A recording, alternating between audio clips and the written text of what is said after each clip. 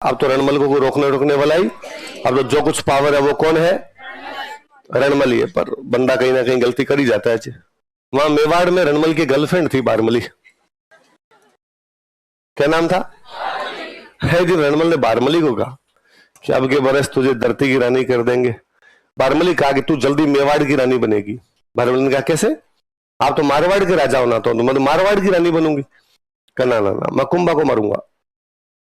किसको मारूंगा, कुंभा को मार के मेवाड़ पे कब्जा करूंगा, और मेवाड़ पे कब्जा करूंगा तो फिर मेवाड़ भी मेरा, मारवाड़ भी मेरा, तेरे को क्या बना देंगे, रानी बनाएंगे। तो उसने कहा पर कुंभा की हेल्प के लिए आपको बुलाया हुआ था, कुंभा तो आपकी बहन का पोता है। रणमल ने कहा चौप, जितना कहा उतना सुन, फालतू की पंचायती। बारमली को बात बड़ी बुरी लगी। बारमली को लगा कि अरे यार, भले मैं रणमल से कितना भी प्यार करती हूँ, लेकिन मेरा देश मेवाड़ है और मेरे देश के राजा के साथ कोई भी विश्वासघात नहीं किया जा सकता। और अगले दिन बारमली गई हंसाबाई के पास। उसने हंसाबाई को जाकर कहा कि मुझे पता है आप मेरी बात पे विश्वास तो नहीं करोगे, पर आपका भाई जो है वो आपके पोते को मार सकता है। हंसाबाई ने कहा क्या फालतू की बकवास करती है, तुझे ये सब कैसे बता। उसने कहा पता तो मुझे ही होगा और तो किसको होगा। अच्छा, ये बात हंसाबाई भी जानती थी कि भाई है तो बदमाश आदमी, कांड कर तो सकता है। पर दिक्कत वही है कि हंसाबाई यदि चला के अब रणमल को कहे कि प्लीज तुम ऐसा मत करना, तो क्या पता रणमल के दिमाग में 6 महीने बाद किए वो कल ही कर जाए। ये वो गांव में पागल आदमी की बात है जी, कि गांव में एक पागल आदमी था, आते जाते महिलाओं के जो पानी के मटके होते गिरवा दिया करता, बूढ़े लोगों की लकड़ियां छीन के भाग जाता, छोटे बच्चों को पीट दिया करता। एक दिन गांव वालों ने मीटिंग बुलाई, मीटिंग बुला कर है पागल आदमी बाकी सब ठीक है, तू कभी किसी दिन गांव की आग मत लगा देना। उसने कहा ये तो मेरे दिमाग में नहीं था। आपने ठीक याद दिलाया, ये वाला एक्सपेरिमेंट भी किया जा सकता है। मतलब तो वो राजस्थानी में कहते हैं काला काला गांव मत बालजे, कि भलो चेतायो। कालो मतलब पागल, कि काला काला गांव मत बालजे, हे पागल आदमी गांव को जला मत देना। तो भलो चेतायो, ये ठीक याद दिलाया, ये वाला काम भी मैं कर सकता हूँ।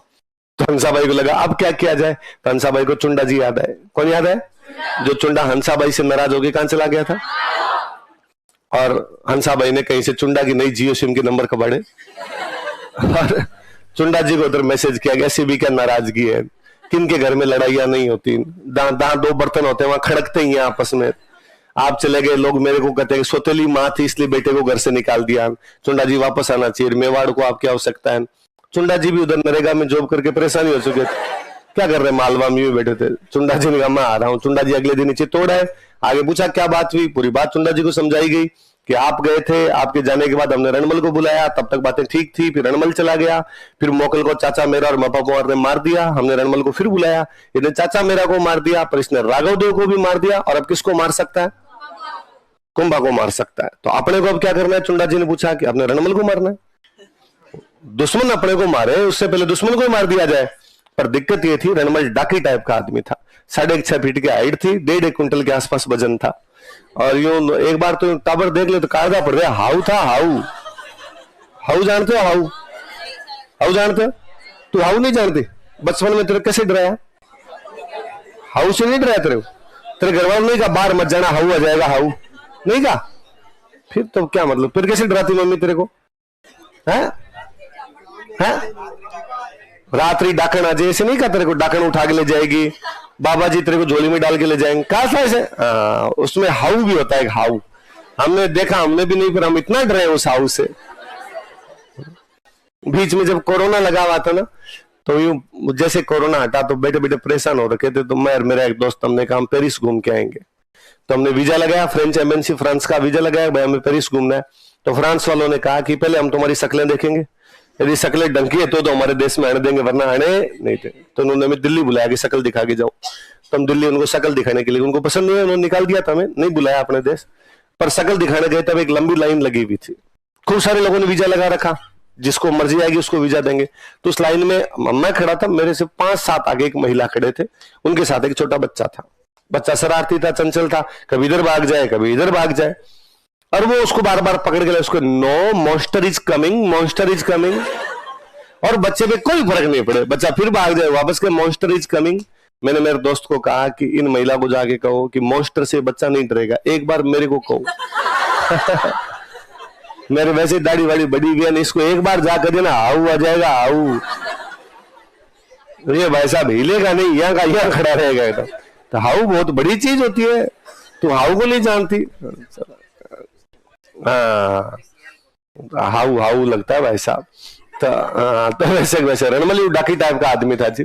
तो चुंडा जी ने सोचा कि रणमल ऐसे तो मरेगा नहीं, तो उन्होंने फिर बारमली को कहा कि बारमली, तेरे को आज शाम को जब रणमल आए तो थोड़ा नशा वसा करवा के बेहोश कर देना, बेहोशी की हालत में मार देंगे। बारमली ने कहा, वैसे तो मैं रणमल से दिलो जान से मोहब्बत करती हूँ, पर देश के लिए दिल पर पत्थर रखकर ब्रेकअप कर लूंगी मैं। उस दिन शाम को जब रणमल जी आए तो रणमल जी बाहर से एक आधा पेग लगा के आए होंगे कोई। बारमली को आते कहा, बारमली खाना लगा दो। बारमली ने कहा, ये क्या तरीका है, आज तो बरसात भी हो रखी है, एक आधा पेग और लगा लिया जाए, मेरे साथ भी कभी पी लिया करो। रणमल जी का इतनी रोमांटिक तो पहले कभी नहीं थी। खोल आज बोतल खोल, एक आधी बोतल में डाकी की क्या असर होता, तो 2-2.5 बोतल में जाके असर हुआ, दो 4 पाई पे लेट गए। कहते रणमल जी इतने लंबे थे कि 4 पाई से उनके पैर नीचे लटकते थे, पूरा बंदा 4 पाई पे आता नहीं था। तो वो जैसे बेहोश हुए तो बारमली ने आसपास जो खड़े थे बाकी मेवाड़ वाले उनको कहा कि भाई बंदा बेहोश हो गया। उनको फिर भी डर लगे कि यदि ये होश में आ गया तो पिया हुआ तो मारेगा आपने। तो पहले उसको पास में जाकर रस्सियों से बांधा, उसको 4 पाई पे रस्सियों से बांधा। बांधने के बाद एक आदमी चाकू लेके बैठा, छाती छाती पे दिए जो मार दिया। कहते रणमल जी में इतना जोर था कि जब उनके जैसे सीने पर मारने लगे तो उनको होश आ गया और दारू वारू उठ गई, समझ में आ गया मेरे को आसपास वाले लोग मार रहे हैं। तो उस बंदे के पैर 4 पाई से नीचे लटक रहे थे, उसने पैर जमीन पे टिकाए, 4 पाई और एक बंदा छाती बैठा, तो उसको लेके खड़ा हुआ और उसको दीवार के भिड़ा के उस आदमी को मारा है।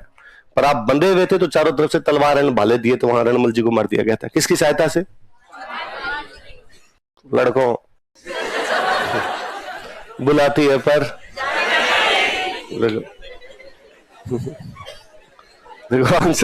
रणमल को डाउट हो गया था। रणमल को कई दिन से डाउट था कि कुछ ना कुछ होगा, पर रणमल में इतना कॉन्फिडेंस था कि मैं अकेला तो कैसे नहीं मरूंगा, यदि कोई सामने आ जाएगा तो मैं यूं बाल भी हाथ में आ गए तो बिड़ा बिड़ा के मार दूं, इतना शक्तिशाली आदमी था। पर रणमल को था कि यार कुछ ना कुछ ऐसा हो सकता है। तो रणमल के साथ रणमल के भाई बेटे सब गए हुए थे। रणमल के 24 बेटे थे, 28 भाई थे। तो चित्त बड़ी कॉमन, इसमें तुम पता नहीं ऐसे क्यों करते हो। मैंने दिन पहले नहीं बात की आपसे कि भाई एक राजा है, उसके 20 रानी है, तो कहां है 24 बेटे? बहुत बड़ी बात तो कम है। हम आगे पढ़ेंगे, मेवाड़ का हम लास्ट राजा पढ़ेंगे भीम सिंह। कौन सा पढ़ेंगे? भीम सिंह। 1818 में जब अंग्रेज आए थे उसमें अंग्रेजों से संधि करने वाला राजा जो है कौन है? भीम सिंह। 1818 में, कब? मतलब 200 साल पहले, ज्यादा पुराना नहीं, 2026 चल रही है, मैं 1818 की बात कर रहा हूं, तो 200 साल पहले 95 में थे, 95 बच्चे थे। तो भाई मगर दादाजी वाली पीढ़ी, दादाजी वाली, आप थोड़ा सा इसको रैशनल तरीके से सोचा करो। दादाजी वाली जो पीढ़ी है, एक मां थी, फिर भी 10-10 भाई बहन है। अब ज्यादा पुराना जाइए मत, आप तो दादाजी वाली पीढ़ी में जाके देखिए, गांव के अंदर सब दादाजी के जो है वो 10 भाई बहन मिलेंगे आपको। 10 तो वो है जो जिंदा रह गए, 4-5 तो मिस कॉल थी, होते मर गए। पहले ये बहुत ज्यादा था। मैं तो कहता हूं आप 1990 से पहले की सारी भारतीय फिल्में देखिए, उन सब फिल्मों का एक कॉमन डायलॉग है, या तो मां बचेगी या बच्चे को बचा सकते हैं। हॉस्पिटलों में सबका डायलॉग है, इसका मतलब बच्चे मरते थे। डिलीवरी केस में बिगड़ने की अधिकतर संभावना थी, तो 10 जिंदा रहे, 3-4 की मृत्यु हुई। 13-14 तो एक मां से पैदा हुए। तो किसी राजा की रानियां 14 है, तो 14-14 से 196 होते हैं। मरमुरा भी गए होंगे तो भी 50-60 तो बचे होंगे। और अधिक शादियां इसीलिए की जाती थी, अधिक बच्चे हो, अधिक बच्चे होंगे तो राज्य की सुरक्षा करेंगे। ये बोला एक बड़ा कॉमन सा हुआ करता था कि जितने ज्यादा होंगे उतना ज्यादा अपना साम्राज्य जो होगा वो सुदृढ़ होगा। इसलिए अभी तक भी गांव में जो 5-6 भाई होते हैं उनसे लोग डरते हैं, पूरे गांव वाले, इनसे पंगा नहीं लेना रहे, 7-8 लठ एक साथ निकलेंगे बाहर। तो आज भी है। तो पहले ये हुआ करता, तो बड़ी कॉमन चीज है, इस पे तो ऐसे करने की कोई आवश्यकता नहीं। ये तो क्या अब भगवान जाने क्या हुआ अपने, जो हम दो हमारे दो, और अब हम दो हमारा एक पे ही आ गए। बहुत गलत चीज है। नहीं,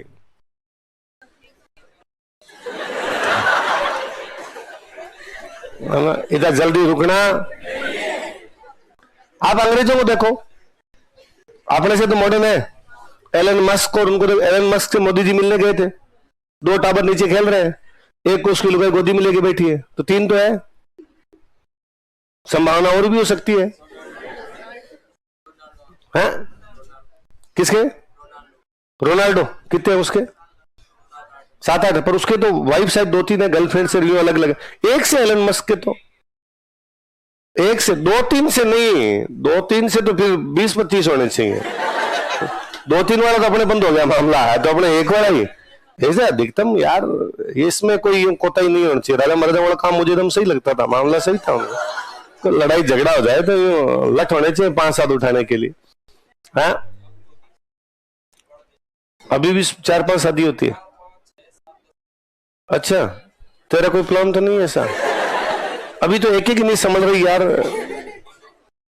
चलो, अलग अलग जगह पे अलग अलग कोई रीति रिवाज है तो हो जाती होगी जी। कोई छोड़ो, अपने वो तो एक ही करनी है, ब्याह तो एक ही करना है आपने, फालतू की पंचायती नहीं करनी। हाँ, टाबरों वाले में अपने हिसाब से यात्री अपने जोखिम पर यात्रा करें। तो रणमल जी के 24 भाई, 24 बेटे में 28 भाई सब वहीं थे। तो रणमल जी को पहले डाउट था कि ये मेरे साथ ऐसा कुछ कर सकते हैं। तो उन्होंने कहा मैं तो इनसे कैसे नहीं मरूंगा, पर उन्होंने अपने भाइयों को, अपने बेटों को चित्तौड़ के किले के नीचे भेज दिया था बहुत पहले ही। और अपने भाइयों और बेटों को सबको कहा था कि जब तक मैं ना कहूं कोई किले के ऊपर नहीं आएगा। तो रणमल के जो बेटे थे, बड़े बड़े बेटे थे, वो थे जोधा। कौन थे? जिन्होंने बाद में जोधपुर बसाया था। तो रणमल के बेटे तो चित्तौड़ के किले के नीचे रहते हैं। तो कहते जब रणमल को ऊपर मार रहे थे चित्तौड़ के किले में, तब वो जो चुंडा और जो बाकी सिसोदिया, उनकी प्लानिंग ये थी कि मारवाड़ से जितने राठौड़ आए सबको मार दिया जाए।